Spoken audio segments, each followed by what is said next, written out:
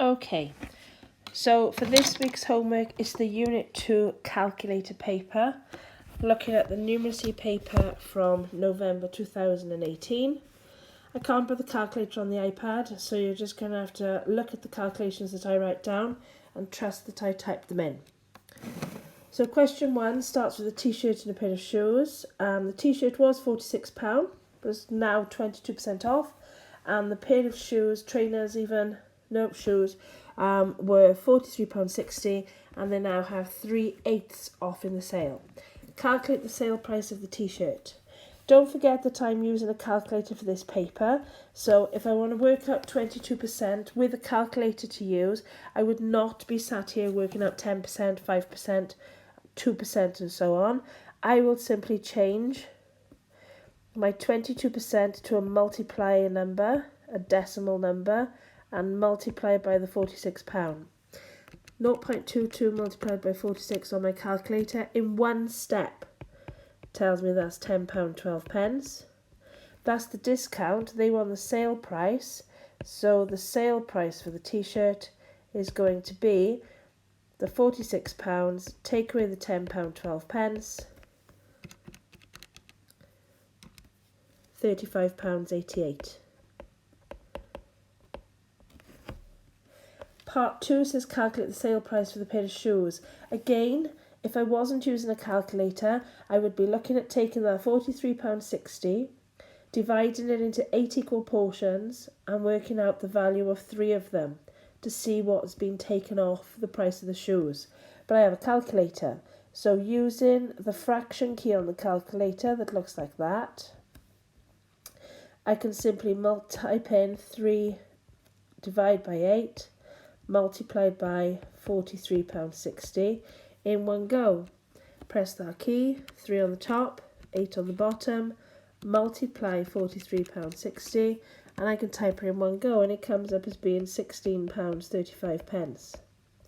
That's the discount, so the sale price for the shoes is going to be £43.60, take away that £16.35, £27.25p. Part B says, before the sale, a pair of jeans cost £43. In the sale, the jeans cost £37. By what fraction have the jeans been reduced in the sale? Okay, so the jeans used to cost 43, now they cost 37, so that's a reduction of £6. So they have been reduced by 6/37 in the sale. 6 out of the £37.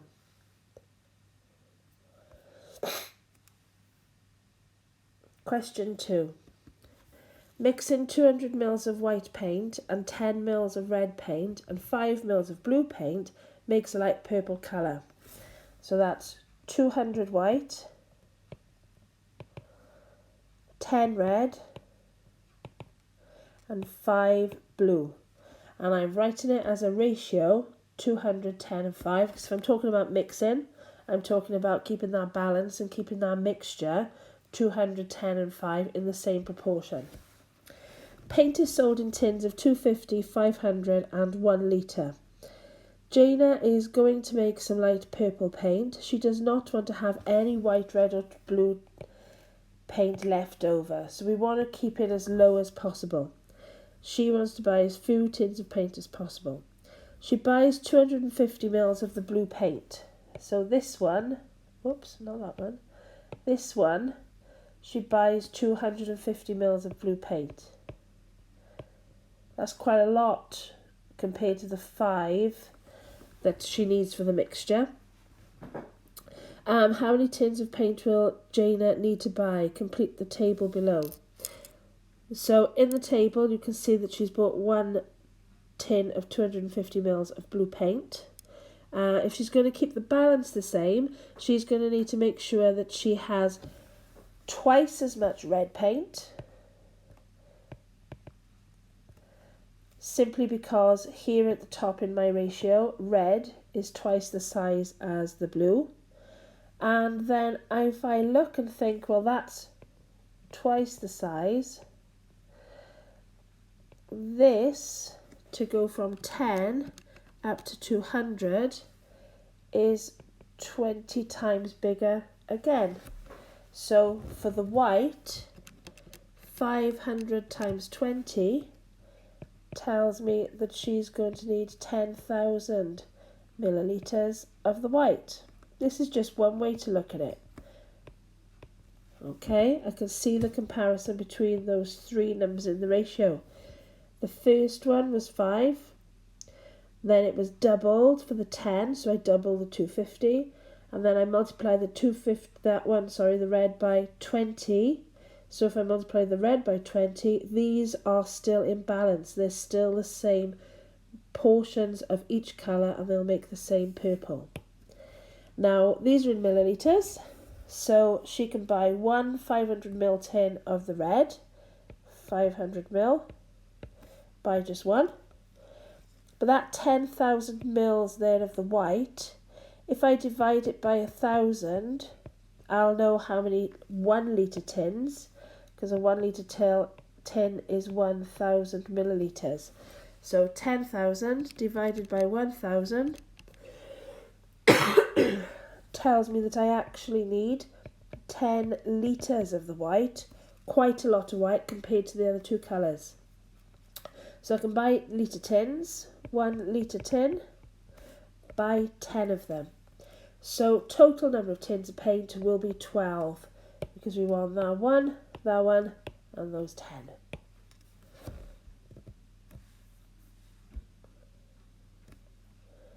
Question 3. Erand Electronics only sells digital tablets and covers, iPads and covers. The Venn diagram shows the number of items sold during the first week in May. Each tablet was sold for £220. Got a calculator, I'm not put off by the numbers. And each cover was sold for £18.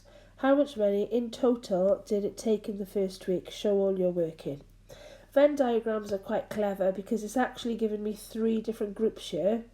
This group of people here in the middle, those 48 people didn't just buy a tablet, they bought a tablet and a cover. So they paid for the tablet and cover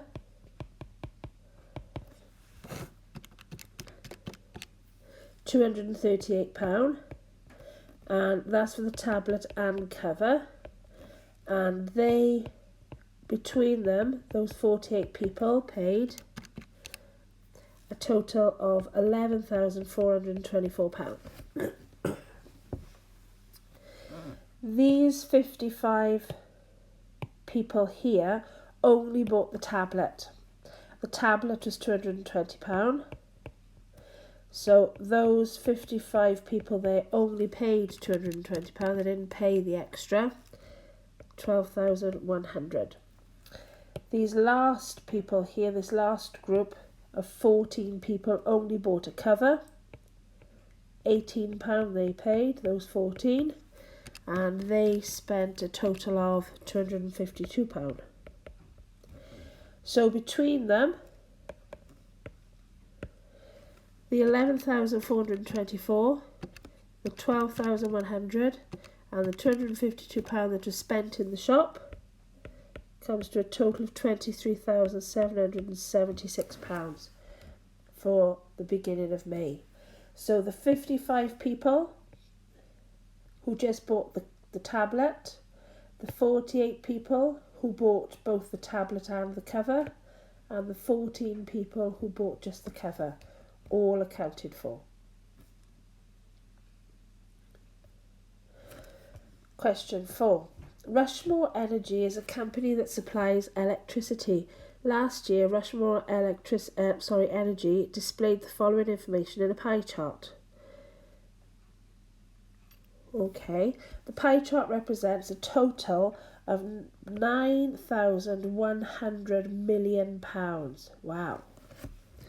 How much profit does Rushmore Energy make last year? How much profit? Well, the profit's got a question mark. So I don't know what percentage the profit would be. I'll have to work that out in a second. It says give your answers in millions of pounds. So when I know what percentage the profit would be, I need to work out what that's worth as a percentage of 9,100 million. Right, percentages always add up to 100. The percentages that I know about, the 50, the 25, the 10, the 5 and the other 5, 50, 25, 10, 10, yeah, 75, 85, 90, 95, that comes to 95%. So 5% equals profit. That would be 5% there in the profit section. But the profit is 5% of 9,100 million. So I'm using a calculator. I'm changing this to a decimal number. I am not finding 10%. I am not halving it. I'm simply changing this to 5% as a decimal, 0.05, and multiplying it by 9,100. I'm not concerned about the million because it's already there in the answer line. So I just need to know how many million that would be. Type it into my calculator and it comes out as 455. But that actually represents 455 million. Wow. Last year, Rushmore Energy had 8.58 million customers. The previous year had 8.21 million customers. How many extra customers were there last year? Well, if I use the 8.58 and I take away 8.21, that gives me 0.37, and that's 0.37 million. Now, a million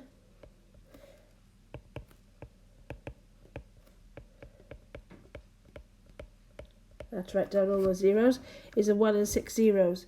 So if I find out what that's worth as part of a million, I can see that I need to circle 370,000.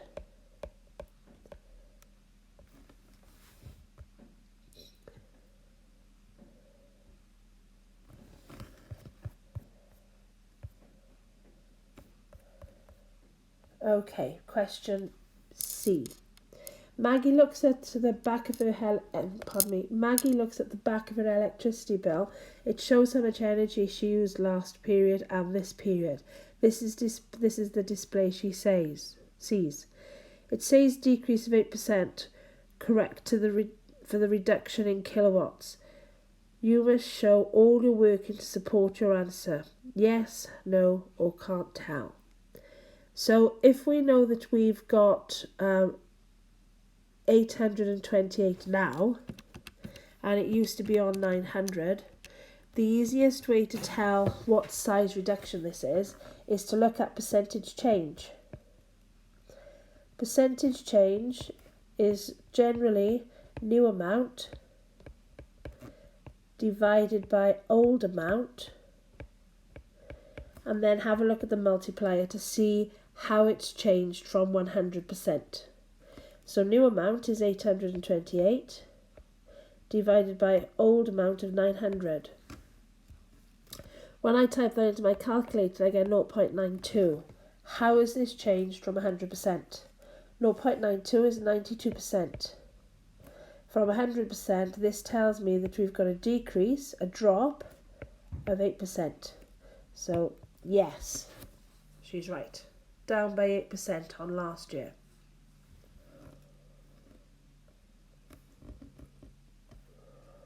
Question D. In this part of the question, you'll be assessed on your quality of written communication. Maggie used... Right, this is an electricity bill. This is going to take several steps. Maggie used 828 kilowatts of electricity. They cost 18 pence each. Step 1. We need to work out the cost of the electricity. So 0.18 multiplied by 828.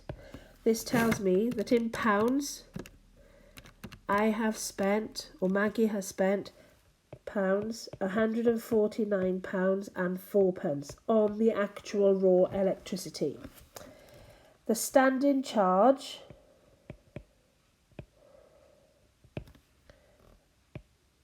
which everybody has to pay is an extra £65. So the subtotal, which would be the electricity and the standing charge that everybody has to pay, comes in at a new total of 214 and 4 pence. That's the standing charge. Tick. The next line tells me that I need to pay VAT. VAT is at 5%. So VAT... Sorry, I don't know that. 5% of the £214 and 4 pence. Remember, I'm using a calculator, so I'll change that 5% to a decimal number before I do my multiplication, and I will multiply my £214 and 4 pence to find 5%, £10 and 70 pence. And now, done that one, and now I need to calculate the total. So I had subtotal here, which was just the cost and the standing charge. So now I'm going to have total, which will be the £214 and 4 pence plus the VAT, which is £10.70, giving me a total bill of £224.74. To get those OCW marks, I need to include labels for every stage of my calculation. I also need to include pound signs as my units for each of my answers. And as I've got them in the logical order that they happened, one step at a time, I think I will have been awarded both of the OCW points.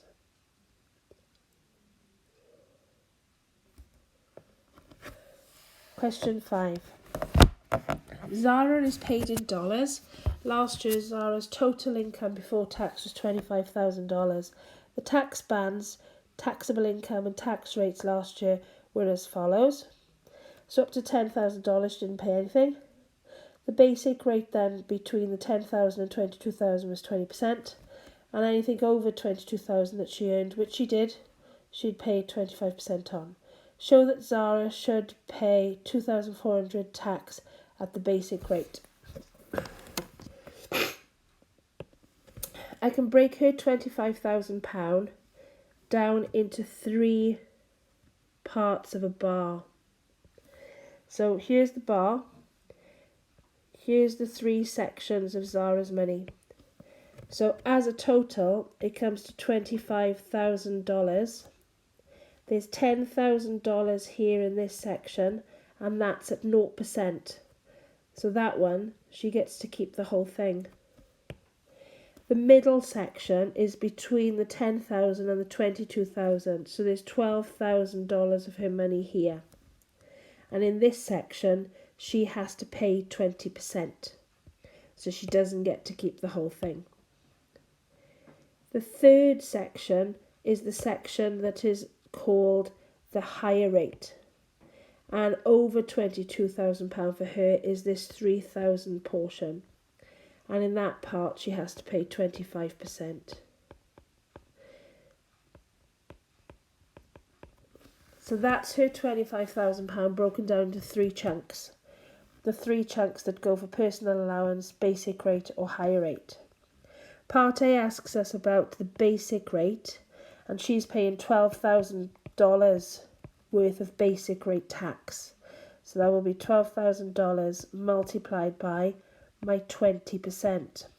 My 20% as a multiplier is 0.2. I'm using a calculator. I am not finding 10%. I'm going straight onto the calculator and typing it in. That's the calculation to tell me, yes, she needs to pay $2,400. Part B says Zara's total tax bill last year was $4,000. She thinks an error has been made. Calculate how much tax should be refunded to Zara. Right, so she doesn't pay any tax on this first section. This 10,000 is completely tax-free.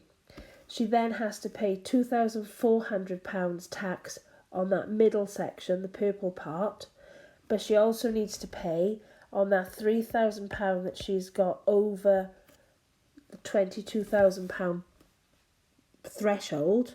She has to pay 25% of that to the government. So that last one has a multiplier of 0.25. 25% of that £3,000 is $3,000 is $750. So the total tax bill for the purple part and the brown part of the diagram at the top should have been the 2,400 for the purple bit and that's 750. So altogether she should have paid just $3,150. So she's right. She thinks there's an error and there has been. She needs a refund. The 4,000, take away the 3,150 she should have paid. She needs a refund of $850, please, because she's paid too much.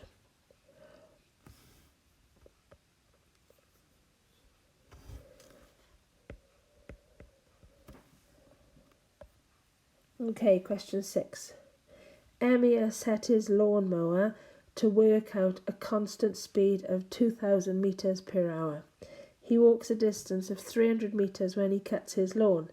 Use this information to calculate how long Emir takes to cut his lawn. Give your answer in minutes.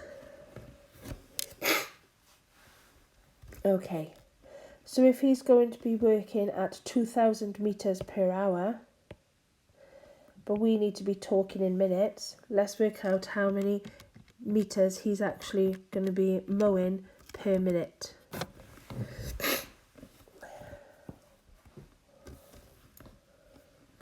So per minute, that 2,000, which is per hour, needs to be divided by 60. This tells me that he can do 33 and a third metre per minute. Straight into the calculator. Didn't work it out, did it for me. If he has to do a distance of 300 metres and it takes him a minute to do 33 and a third, I need to know how many 33 and a thirds are there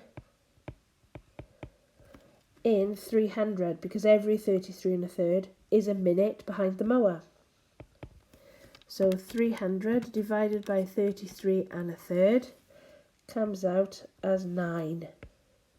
So it's going to take him 9 minutes. 33 metres a minute.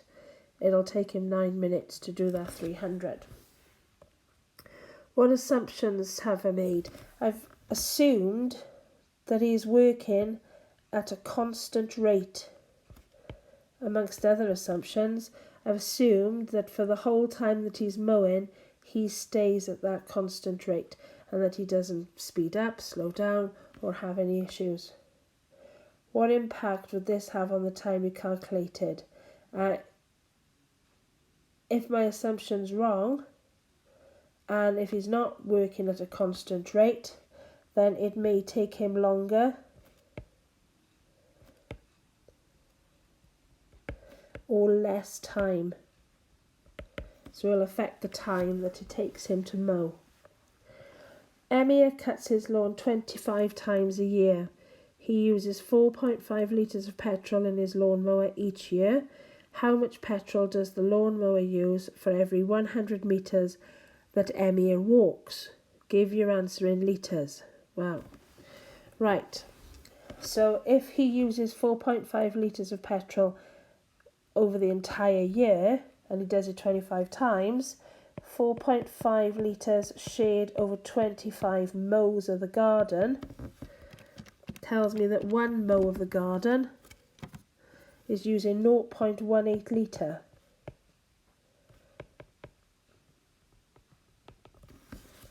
So 0.18 litres per mow whenever he gets that lawnmower out. But at the start of the question, it told me that he was mowing for 300 metres when he does the garden. So that's 0.18 per 300 metres of mowing. And the question here is asking about every 100 metres, so I've got just one little calculation to do. If it's 0.18 litres per 300, if I divide that by 3, I'll know it for 100. So divide by 3, 0.06 litres per 100 metres of mowing.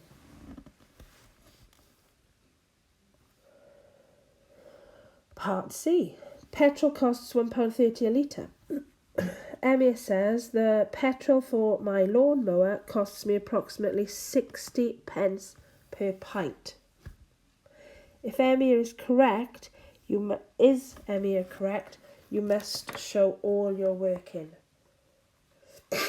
Right, this is probably one of the facts that you need to know, more for the numeracy paper than for the literacy paper. But we need to know how many litres there are per pint. So it's approximate, so we're okay. And the easiest way that I think of remembering this is that 1 litre is equal to 1.75 pints. I think of it as 1 litre carton of milk is almost the same as 2 pints of milk. I know that it's 1.75, but that just jogs my memory. So if it's £1.30 for a litre, and that's equal to 1.75 pints, I need to work out what that would be for just 1 pint.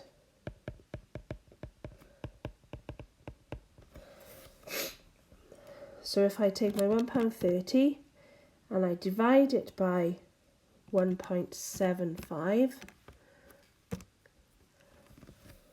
£1.30 divided by 1.75, this tells me that it's actually 0.74 pounds or 74 pence per pint. Is he correct? No. Part D. Emia's friend claims that she walks 1 7/8 of a mile when she cuts the lawn. Approximately how far is this in metres? Another conversion. Conversions are really popular on the numeracy paper, so you have to be careful. So now we need to know about miles to kilometres. So the easiest way to remember that one is probably 1 mile equals 1.6 kilometres or 1,600 metres. And if I'm walking 1 7/8 of a mile, then I need to work out 1 7/8 lot of that 1,600 metres.